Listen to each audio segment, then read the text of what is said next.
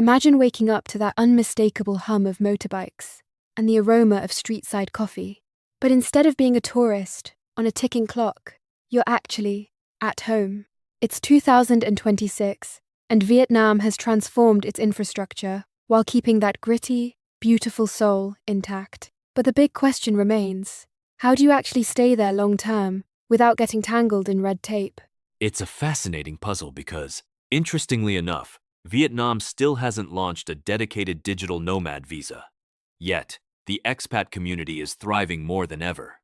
2006. Most people are playing what we call the 90-day loop.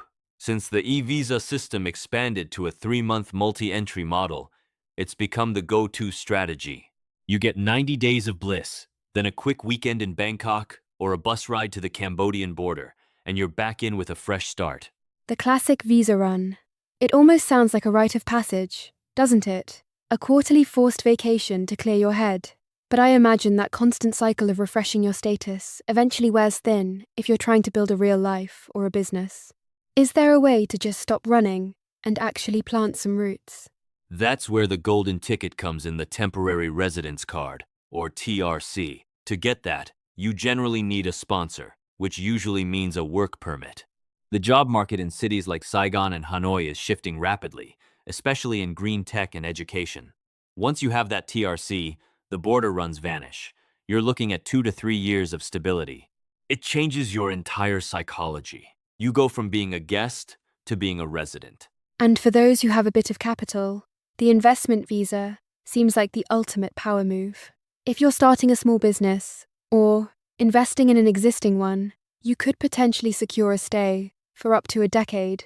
It's a serious commitment, but it reflects how much the country wants your energy and your ideas, not just your tourism dollars. Exactly. And let's talk about the value proposition, because the cheap Vietnam of a decade ago has evolved. By 2026, you're looking at around $1,500 a month for a high-end lifestyle. Think high-rise apartments with infinity pools and world-class dining.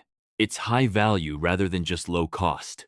You're paying for a lifestyle upgrade that would be triple the price in Europe or the States.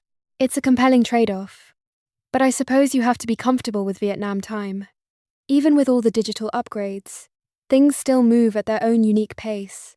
If you're applying for that e-visa extension, doing it 2 weeks early isn't a suggestion. It's a survival strategy. Absolutely. Vietnam doesn't just want your presence. It wants your patience and your participation. Whether you're a nomad hopping borders or a founder building a team, the door is wide open. You just have to decide which line you're willing to stand in to find your place in the chaos. It makes you wonder, in a world that's becoming increasingly digital and remote, is the future of residency less about a permanent stamp and more about how well you can dance with the local system? It's definitely something to think about before you book that one-way ticket to Hanoi.